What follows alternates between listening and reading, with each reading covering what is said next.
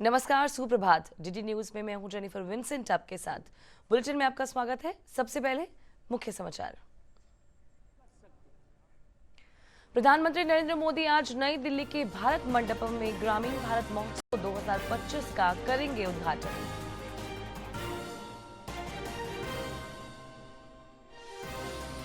मुख्यमंत्री नीतीश कुमार एक बार फिर आज गोपालगंज से शुरू कर रहे हैं प्रगति यात्रा। 138 करोड़ रुपए की विकास योजनाओं की देंगे सौगात। उप मुख्यमंत्री विजय कुमार सिन्हा ने कहा, बिहार में 1,50,000 करोड़ रुपए की लागत से सड़क और पुलों का हो रहा है निर्माण। और सीएए के तहत बांग्लादेश की महिला को दी गई भारत की नागरिकता। भोजपुर जिला होगा महिला का नया पता।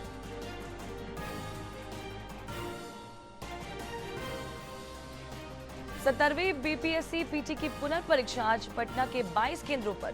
परीक्षा केंद्रों पर किए गए सुरक्षा के व्यापक प्रबंध।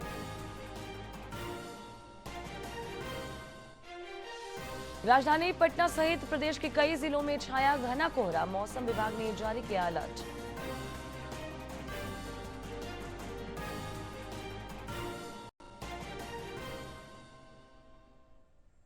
और आइए अब खबरें विस्तार से। प्रधानमंत्री नरेंद्र मोदी आज नई दिल्ली के भारत मंडपम में ग्रामीण भारत महोत्सव 2025 का उद्घाटन करेंगे। इस अवसर पर प्रधानमंत्री उपस्थित जन समूह को संबोधित भी करेंगे और सांस्कृतिक विरासत का जश्न मनाते हुए महोत्सव 4 से 9 जनवरी तक आयोजित किया जाएगा। इसका विषय विकसित भारत 2047 के लिए एक समावेशी ग्रामीण भारत का निर्माण करना है। इसलिए इसका आदर्श वाक्य गांव बढ़े तो देश बढ़े रखा गया है। महोत्सव का उद्देश्य विभिन्न चर्चाओं, कार्यशालाओं और दक्षता कार्यक्रमों के माध्यम से ग्रामीण बुनियादी ढांचे को मजबूत करना, आत्मनिर्भर अर्थव्यवस्था बनाना और ग्रामीण समुदायों में नवाचार को बढ़ावा देना है। इसके उद्देश्यों में वित्तीय समावेशन पर ध्यान देना और टिकाऊ कृषि विधियों को अपनाकर पूर्वोत्तर भारत पर विशेष ध्यान केंद्रित करने के साथ ग्रामीण आबादी के बीच आर्थिक स्थिरता और वित्तीय सुरक्षा को बढ़ावा देना शामिल है। वहीं उद्यमिता के माध्यम से ग्रामीण महिलाओं को सशक्त बनाने, सामूहिक ग्रामीण परिवर्तन के लिए योजना बनाने के लिए सरकारी अधिकारियों, विचारकों, ग्रामीण उद्यमियों, कारीगरों और विविध क्षेत्रों के हितधारकों को एक साथ लाने और जीवंत प्रदर्शनियों के माध्यम से भारत की समृद्ध सांस्कृतिक विरासत को प्रदर्शित करना होगा। मुख्यमंत्री नीतीश कुमार एक बार फिर से प्रगति यात्रा शुरू हो रही है। इसके तहत आज मुख्यमंत्री गोपालगंज जाएंगे, जहां 138 करोड़ रुपए की लागत वाली 72 योजनाओं की सौगात देंगे। मुख्यमंत्री यहां सिद्धवालिया प्रखंड में आईटीआई का उद्घाटन करेंगे, क्रस घाट पंचायत में तालाब का निरीक्षण करेंगे और जीविका दीदियों के साथ संवाद करेंगे। मुख्यमंत्री यहां अफसरों के साथ समीक्षा बैठक करेंगे। इस संबंध में जानकारी देते हुए जिलाधिकारी प्रशांत कुमार सीएच ने बताया कि मुख्यमंत्री प्रगति यात्रा के तहत यहां गांवों का भ्रमण कर जिले की 2 प्रमुख समस्याओं का आकलन करेंगे। साथ साथ जिला के जो विभिन्न विभागों के जो स्कीम्स है उसका उद्घाटन एवं शिलान्यास करेंगे। लगभग 72 स्कीम्स है जिसका लगभग 138 करोड़ का लागत है, उसका उद्घाटन एवं शिलान्यास करेंगे। इसके साथ साथ एक गांव का भ्रमण करेंगे और उसके बाद गोपालगंज जिला के 2 प्रमुख समस्याओं का भी आकलन करेंगे और उसके बाद समीक्षात्मक बैठक करेंगे। प्रदेश में 1,50,000 करोड़ से ज्यादा की राशि से सड़क और पुल पुलिया का निर्माण कराया जा रहा है। इस बात की जानकारी देते हुए उप मुख्यमंत्री सह पथ निर्माण मंत्री विजय कुमार सिन्हा ने कल पटना में बताया कि सीएम नीतीश कुमार ने 5 घंटे में बिहार में एक जगह से दूसरी जगह पहुंचने का मानक निर्धारित किया था। अब सरकार ने नया मानक निर्धारित किया है, जिसके तहत 2027 तक कहीं भी पहुंचने में 3 घंटे से अधिक समय नहीं लगेगा। बक्सर से कोइलवर और पटना बख्तियारपुर का निर्माण, ये सारे 12,000 करोड़ का ये बनाई जा रही है। उत्तर दक्षिण express way, high speed corridor, Amas Ramnagar Kalyanpur Darbhanga 5,000 crore का, रक्सौल हल्दिया एक्सप्रेस वे 18,000 करोड़ का। इसके अतिरिक्त राज्य सरकार द्वारा पशुपतिनाथ बैजनाथ धाम हाई स्पीड कॉरिडोर के निर्माण एवं नारायणी गंगा कॉरिडोर के निर्माण हेतु हम लोग अनुरोध किए हैं। हाई स्पीड कॉरिडोर आज राज्य सरकार द्वारा फारबिसगंज कहलगांव बाराहट कॉरिडोर, नवादा वारसलीगंज मोकामा बरौनी झंझारपुर लदनिया कॉरिडोर का निर्माण किया जा रहा है। पूरी तरह से लगे हैं कि बिहार के वह माहौल को खड़ा करें जो प्रधानमंत्री जी ने विकसित भारत की कल्पना को पूर्णतः साकार तब करेंगे जब विकसित बिहार बनेगा और विकसित बिहार के लिए सड़कों की जाल बिछेगी। पटना के गांधी मैदान में 3 दिवसीय बागवानी महोत्सव जारी है। कृषि मंत्री मंगल पांडे ने कल इसका उद्घाटन करते हुए कहा कि यह महोत्सव पर्यावरण संरक्षण और शहरी बागवानी को प्रोत्साहित करता है। पेश है एक रिपोर्ट। बढ़ाने के लिए जल्द ही शहद उत्पादन और विपणन को लेकर नई नीति लाएगी, जिससे बिहार शहद उत्पादन में आत्मनिर्भर हो सके। मैं बिहार के किसानों को बताना चाहता हूं कि बिहार के अंदर हम सब लोग एक नई पॉलिसी लाने जा रहे हैं शहद उत्पादन का।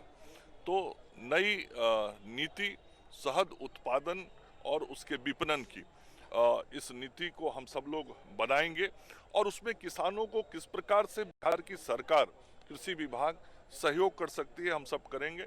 अपने आदरणीय मुख्यमंत्री श्री नीतीश कुमार जी के नेतृत्व में हम लोगों ने बिहार के किसानों को समृद्धि की ओर ले जाने का पूरा काम किया है। पिछले 20 वर्षों में किसानों की आर्थिक स्थिति को बहुत बेहतर किया है नीतीश कुमार जी के नेतृत्व में। आगे आने वाले समय में भी अपने मुख्यमंत्री जी के नेतृत्व में बिहार के किसानों को हम समृद्धि की ओर ले जाएंगे और ये नई शहद उत्पादन नीति और विपणन नीति ये किसानों के सामने हम लाएंगे, ताकि बिहार में जो बागवानी के माध्यम से काम बढ़े हैं उसमें शहद का उत्पादन भी बिहार में और बढ़े, जिसकी पूरी संभावना है। बांग्लादेश में जन्मी सुमित्रा रानी साहू को भारत की नागरिकता का प्रमाण पत्र जारी किया गया है। बिहार राज्य में नागरिकता संशोधन अधिनियम 2019 के तहत जारी हुआ ये प्रथम नागरिकता प्रमाण पत्र है। 60 वर्षीय साहा का नया पता भोजपुर जिले का होगा। जनगणना सह नागरिक निबंधन के निदेशक एम रामचंद्र डू की अध्यक्षता में राज्य स्तरीय सशक्त समिति की कल पटना में हुई बैठक के दौरान प्रमाण पत्र जारी किया गया। बिहार में भी बेघरों को आवास मिलने का रास्ता साफ हो गया है। नीतीश सरकार प्रधानमंत्री आवास योजना के तहत ग्रामीण इलाके में आवास विहीन परिवारों की पहचान करने के लिए 10 जनवरी से 31 मार्च तक सर्वेक्षण कराएगी। एक रिपोर्ट देखिए। के लिए नीतीश सरकार बड़ा काम करने जा रही है। इसके लिए केंद्र सरकार ने अनुमति दे दी है। प्रधानमंत्री आवास योजना के तहत ग्रामीण इलाकों में आवास विहीन और कच्चे मकान में रहने वाले परिवारों की पहचान की जाएगी और उन्हें घर दिया जाएगा। इसके लिए 10 जनवरी से 31 मार्च तक सर्वेक्षण का काम चलेगा। बिहार में 6 साल बाद होने वाले इस सर्वेक्षण के तहत राज्य सरकार के कर्मी गांव-गांव जाएंगे, बेघर लोगों की पहचान करेंगे। इसके बाद ग्राम सभा से अनुमोदन लेकर लाभुकों की सूची को अंतिम रूप दिया जाएगा। फिर इन लाभुकों को पीएम आवास योजना के तहत पक्का मकान बनाने के लिए राशि दी जाएगी, लेकिन इन लोगों को पीएम आवास योजना का लाभ नहीं मिल पाएगा। जिनका पक्का आवास होगा, जिनके पास तिपहिया चौपहिया वाहन होगा, 50,000 और इससे अधिक ऋण सीमा वाले किसान, वैसे परिवार जिनका कोई सदस्य सरकारी कर्मचारी हो, जिनका परिवार का कोई सदस्य प्रतिमाह 15,000 से अधिक कमा रहा है।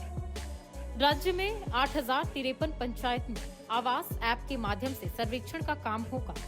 बिहार सरकार की तरफ से लंबे समय से आवासहीन परिवारों की नई सूची बनाने की मांग केंद्र सरकार से की जा रही थी। केंद्र की अनुमति मिलने के बाद नई सूची इस वित्तीय वर्ष में तैयार की जाएगी। ग्रामीण विकास मंत्री श्रवण कुमार ने कहा कि प्रधानमंत्री आवास योजना के लिए केंद्र सरकार ने बजट में बड़ी राशि की व्यवस्था की है। ऐसे में नई सूची के तैयार होने से बिहार के आवास विहीन परिवारों को पीएम आवास मिलने की उम्मीद जगी है। बिहार में सर्वेक्षण का काम ग्रामीण आवास सहायकों के द्वारा किया जाएगा। जहां ग्रामीण आवास सहायक नहीं होंगे, वहां पंचायत रोजगार सेवक करेंगे। जहां दोनों नहीं होंगे, वहां पंचायत सचिव करेंगे। आवास ऐप भारत सरकार ने लॉन्च किया है। उसी के माध्यम से सभी 8,053 पंचायत में सर्वेक्षण का काम किया जाएगा और सर्वेक्षण में लगने वाले जरूरी दस्तावेज हैं आधार कार्ड, बैंक खाता, आय प्रमाण पत्र, जाति प्रमाण पत्र, भूमि के दस्तावेज और passport size photo. Arvind Kumar Verma के साथ ब्यूरो रिपोर्ट, दूरदर्शन समाचार, पटना। बच्चों को बाल तस्करी से बचाने के लिए सीतामढ़ी में 1 दिवसीय प्रशिक्षण कार्यालय का आयोजन किया गया। सीतामढ़ी पुलिस और बचपन बचाओ आंदोलन के संयुक्त तत्वाधान में आयोजित इस कार्यशाला का उद्घाटन वरीय पुलिस उपाधीक्षक मोहम्मद नजीब अनवर ने किया। कार्यशाला के दौरान पुलिस कर्मियों को बाल संरक्षण कानून से संबंधित जानकारियां दी गई। मोहम्मद नजीब अनवर ने कहा कि पुलिस को पोक्सो और अन्य कानूनी प्रावधानों को लेकर कई प्रकार की चुनौतियों का सामना करना पड़ता है। कार्यशाला के दौरान पुलिस कर्मियों ने अपने अनुभव को साझा किया। आदेश के आलोक में जिला सीभर से 13 और जिला सीतामढ़ी से 59 पदाधिकारियों का बचपन बचाओ आंदोलन के सहयोग से 1 दिवसीय प्रशिक्षण या कार्यशाला का आयोजन किया गया। इस कार्यशाला का मेन पर्पस 4 बिंदु है: child marriage, missing child, human trafficking और पॉक्सो। चूँकि हमारा सीतामढ़ी जिला लगभग 95 किलोमीटर नेपाल के सीमावर्ती से मिलता है, इसलिए इस तमाम बिंदु पर यहाँ के पदाधिकारियों को नॉलेज एक्वायर कराना, साथ में उन्हें सेंसिटाइज कराना अति आवश्यक था। इसी मद्देनजर ये 1 दिवसीय कार्यशाला का आयोजन किया। जिला के सभी बाल कल्याण पुलिस अधिकारियों के लिए विशेष रूप से कार्यशाला का आयोजन किया गया, जिसमें मानव दुर्व्यवहार, मानव तस्करी, बाल विवाह, बंधुआ मजदूरी के बारे में तर्क वितर्क और चर्चा किया गया और इससे संबंधित धाराओं और क्या क्या प्रोसीजर है, ऐसे मैटर अगर हमारे पास आता है तो क्या क्या प्रोसीजर है, उन सब तथ्यों के बारे में विशेष रूप से और विस्तृत रूप से जानकारी दी गई। सिखों के 10वें गुरु गुरु गोविंद सिंह जी के 398वें प्रकाश पर्व के अवसर पर बड़ी संख्या में ट्रेनों से श्रद्धालु पटना साहिब पहुंच रहे हैं। उनकी सुरक्षा व्यवस्था को लेकर पटना साहिब स्टेशन पर कंट्रोल रूम और सहायता केंद्र का शुभारंभ रेल एसपी अमृतेंदु शेखर ठाकुर ने किया। इस अवसर पर मीडिया से बातचीत करते हुए उन्होंने कहा कि प्रकाश पर्व के दौरान कंट्रोल रूम 24 घंटे कार्यरत रहेगा। कंट्रोल रूम में 3 शिफ्ट में पुलिसकर्मियों की ड्यूटी लगाई गई। रेलवे जंक्शन के बाहर आवागमन के लिए टेम्पो और ई रिक्शा पर कोडिंग भी की गई है। तो ऑलरेडी कार्यरत है पटना साहिब पुलिस स्टेशन, उसके तहत हम लोगों ने कंट्रोल रूम जो प्लेटफॉर्म पे कार्यरत है वो 24 घंटे कार्यरत रहेगा।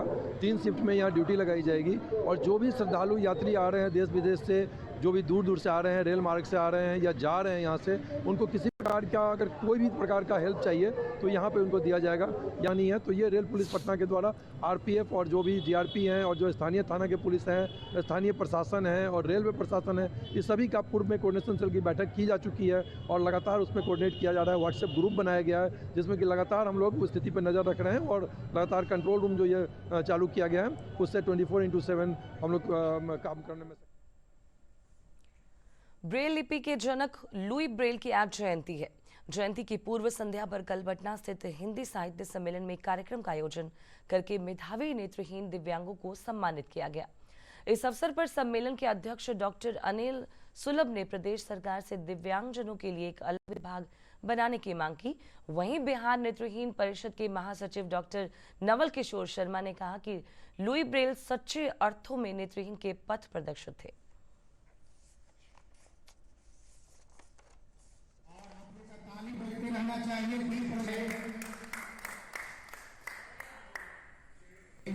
माल्यार्पण हो रहा है श्रीमान लुई ब्रेल साहब का।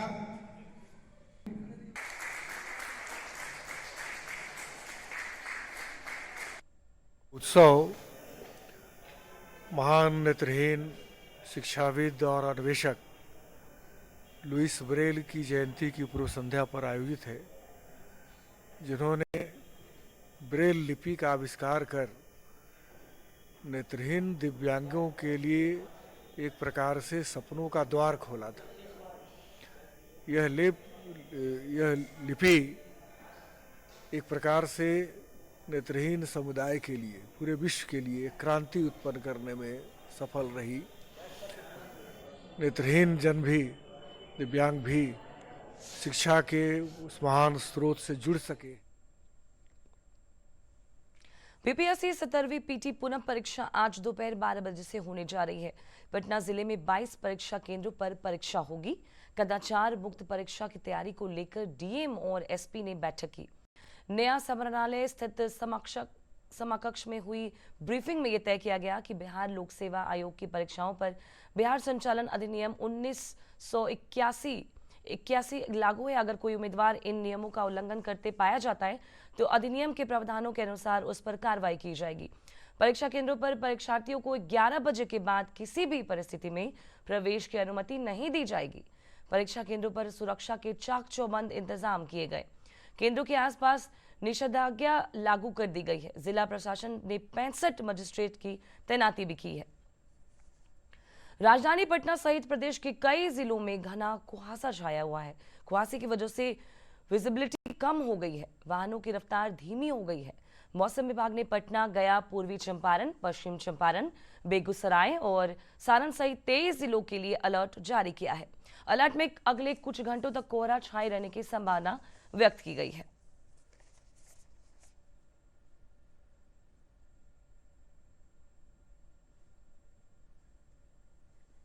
नेता प्रतिपक्ष तेजस्वी यादव कल से कार्यकर्ता सह संवाद कार्यक्रम की शुरुआत करेंगे। तेजस्वी यादव इस यात्रा के 6ठे चरण की शुरुआत पूर्वी चंपारण के मोतिहारी से करेंगे। राजद की तरफ से बताया गया कि यह कार्यक्रम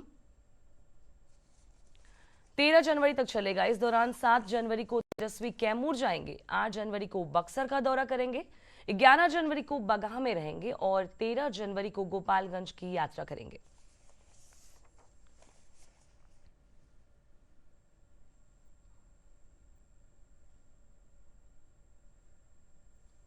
भाजपा ने प्रदेश अध्यक्षों और राष्ट्रीय परिषद सदस्यों के चुनाव के लिए पदाधिकारियों का चयन कर लिया है। बिहार के चुनाव पदाधिकारी की कमान केंद्रीय मंत्री मनोहर लाल खट्टर को दी गई है।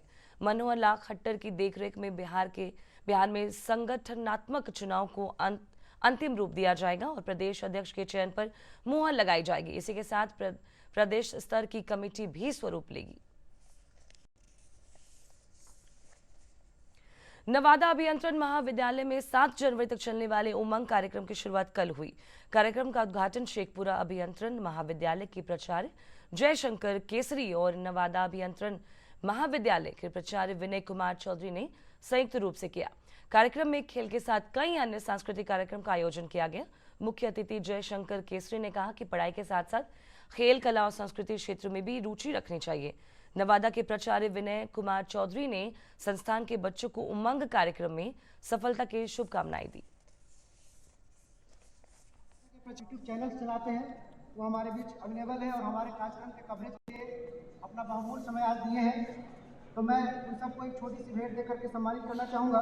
बिहार गवर्नमेंट के थ्रू उमंग के नाम से हर इंजीनियरिंग कॉलेज में ये प्रोग्राम चलाया जा रहा है और जैसा आप जानते हैं हर इंजीनियरिंग कॉलेज में प्रोग्राम के बाद यहाँ पे जो भी बच्चे विजेता रहेंगे उन्हें प्रमंडल स्तर पर भेजा जाएगा और वहाँ से जो भी जीतेंगे उनको स्टेट लेवल पे भेजा जाएगा और वहाँ से स्टेट लेवल पे अवार्ड किए जाएंगे। बहुत अच्छा लग रहा है। गेम में भी सबको आगे होना चाहिए। गेम हो रहा है, हर साल होता है, इस साल भी हो रहा है, हर साल से अच्छा इस साल हो रहा है और आगे होगा। सरकार हमको दे रही है, गेम में भी पार्टिसिपेट करे और आगे बढ़े। प्रदेश में आवास विहीन परिवारों की पहचान के लिए 10 जनवरी से सर्वे कराया जाएगा। सर्वे 31 मार्च तक चलेगा। राज्य सरकार के ग्रामीण विकास विभाग के आग्रह पर केंद्र सरकार ने सर्वेक्षण कराने और सूची बनाने की सहमति दी है। ग्रामीण विकास मंत्री श्रवण कुमार ने बताया कि प्रधानमंत्री आवास योजना ग्रामीण के तहत आवास विहीन परिवारों की सूची बनाकर उन्हें इस योजना का लाभ दिया जा रहा है। उन्होंने बताया कि वर्तमान में कई ऐसे परिवार हैं जो आवास का लाभ पाने के योग्य हैं, लेकिन उनका नाम प्रतीक्षा सूची में नहीं है।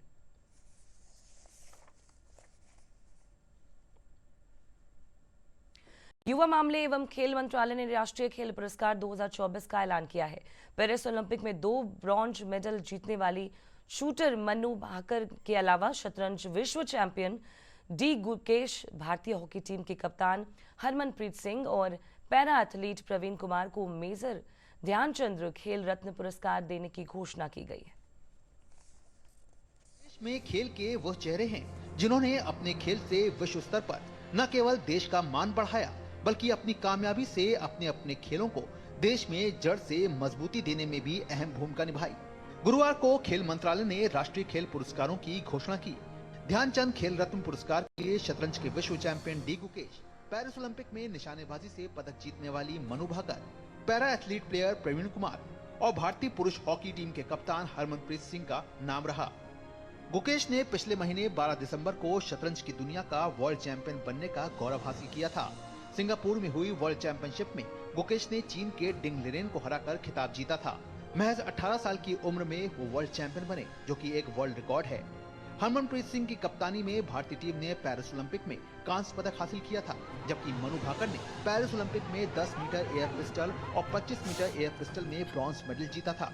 वहीं प्रवीण कुमार ने पेरिस ओलंपिक 2024 में पुरुषों की हाई जंप T64 स्पर्धा में एशियाई रिकॉर्ड तोड़कर स्वर्ण पदक अपने नाम किया था।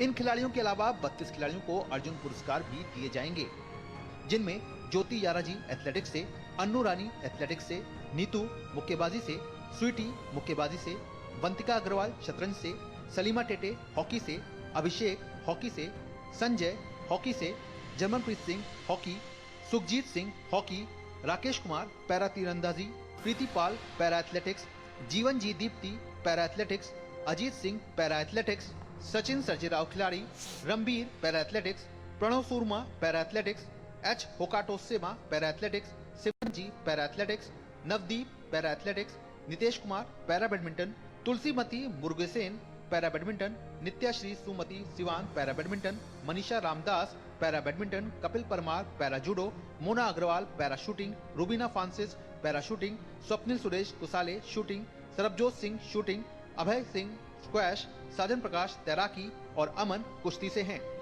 बड़ी बात यह है कि इन 32 खिलाड़ियों में से 17 खिलाड़ी पैरा एथलीट्स हैं। महाकुंभ 2025 को स्वच्छ और पर्यावरण के अनुकूल बनाने की दिशा में पूरी प्रतिबद्धता के साथ कदम बढ़ाए जा रहे हैं। पर्यावरण संरक्षण की दिशा में एक ऐतिहासिक पहल करते हुए संतों के सर्वोच्च संगठन अखाड़ा परिषद ने भी महाकुंभ 2025 को स्वच्छ और प्लास्टिक मुक्त बनाने का संकल्प लिया है। देखिए खास रिपोर्ट। स्वच्छ महाकुंभ, भव्य महाकुंभ, पर्यावरण युक्त महाकुंभ। देश भर में एक थैला एक थाली अभियान। महाकुंभ 2025 को स्वच्छ और प्लास्टिक मुक्त और प्रदूषण रहित महाकुंभ बनाने के संकल्प के साथ देश भर में एक थैला एक थाली अभियान जारी है। इस अभियान के माध्यम से दान की गई थाली और थैली कुंभ मेले में सभी तीर्थयात्रियों को वितरित की जाएगी, ताकि कुंभ में आने वाले श्रद्धालु प्लास्टिक के उपयोग से बचें। मेला क्षेत्र में कपड़े का थैला और भोजन के लिए स्टील की थाली का ही उपयोग करें। इससे गंगा की पावन तपोस्थली और गंगा को दूषित होने से बचाया जा सकेगा।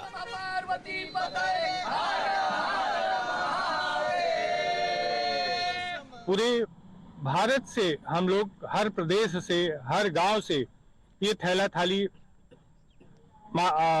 जनता के द्वारा संग्रहित किया जा रहा है और उनके द्वारा यह हमारे प्रयागराज में आ रहा है। महाकुंभ के लिए श्रद्धालुओं का संगम नगरी आगमन शुरू हो चुका है। लगभग 8 से 10 लाख श्रद्धालु तीर्थ नगरी प्रयागराज पहुंच चुके हैं। तीर्थयात्रियों का भी मानना है कि एक थैला एक थाली अभियान देश के प्रधानमंत्री और राज्य के मुख्यमंत्री जी के लक्ष्य स्वच्छ कुंभ, भव्य कुंभ, दिव्य कुंभ की धारणा को साकार करने वाला है। 26 फरवरी तक इस अभियान को चलाया जाएगा और जितने लोग आएंगे प्रत्येक व्यक्ति को ये हमारा ये प्रयास रहेगा कि उनको एक थैला थाली दिया जाए और उनको ये समझाया जाए कि कैसे आप यहाँ पे उत्सर्जित होने वाले कचरे को रोक सकते हैं। पूरे जो है महाकुंभ को, पूरे जो है गंगा मैया के नगर को, जो कि हमारा 45 दिनों तक जो है आयोजन चलेगा, इसको बिल्कुल स्वच्छ जो है बनाएं और अच्छे से बनाएं, जिससे हमारा पर्यावरण भी स्वच्छ रहे। थैला और थाली समस्त शिविरों में पहुंचाया जा चुका है और काफी शिविरों में पहुंचाना भी बाकी है। प्रयागराज में 13 जनवरी से शुरू होने वाले महाकुंभ में 40 से 45 करोड़ श्रद्धालुओं के शामिल होने की संभावना है। इतने लोगों के भोजन आदि से कई हजार टन प्लास्टिक कचरा मिलने की आशंका है। ऐसे में कुंभ नगरी में श्रद्धालुओं को थाली और थैली वितरित किए जाने से जहां गंगा को स्वच्छ रखा जा सकेगा, वहीं कुंभ नगरी को प्लास्टिक मुक्त बनाया जा सकेगा। इस तरह महाकुंभ 2025 का आयोजन न केवल धार्मिक और सांस्कृतिक दृष्टिकोण से ऐतिहासिक होगा, बल्कि वैश्विक स्तर पर स्वच्छता की दृष्टि से भी एक प्रेरक बन सकेगा। Bureau report, TD news. Khwaja Garib Nawaz हजरत ख्वाजा मोइन उद्दीन चिश्ती की दरगाह अजमेर शरीफ में 813वां सालाना उर्स शुरू हो गया है। इस खास मौके पर प्रधानमंत्री नरेंद्र मोदी की ओर से चादर दरगाह शरीफ में मजार पर चढ़ाई जाएगी। प्रधानमंत्री ने 11वीं बार अजमेर शरीफ की दरगाह में चादर भेजी है। केंद्रीय अल्पसंख्यक कार्य मंत्री किरेन रिजिजू प्रधानमंत्री की ओर से दरगाह में चादर पोशी करेंगे।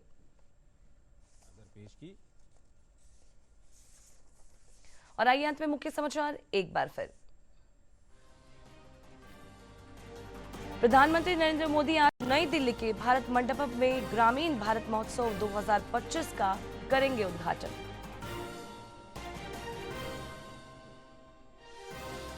उप मुख्यमंत्री नीतीश कुमार एक बार फिर आज से गोपालगंज से शुरू कर रहे हैं प्रगति यात्रा।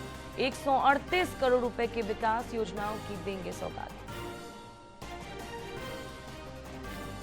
उप मुख्यमंत्री विजय कुमार सिन्हा ने कहा, बिहार में 1,50,000 करोड़ रुपए की लागत से सड़क और पुलों का हो रहा है निर्माण। सीएए के तहत बांग्लादेश की महिला को दी गई भारत की नागरिकता। भोजपुर जिला होगा महिला का नया पता।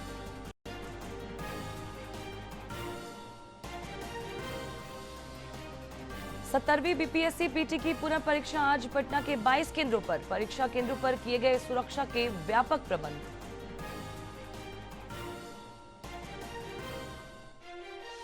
और राजधानी पटना सहित प्रदेश के कई जिलों में छाया घना कोहरा। मौसम विभाग ने जारी किया अलर्ट।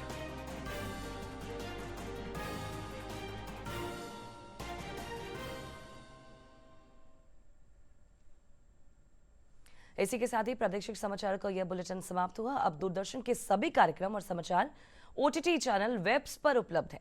वेब्स ऐप आप गूगल प्ले स्टोर या फिर एप्पल स्टोर से डाउनलोड कर सकते हैं। नमस्कार।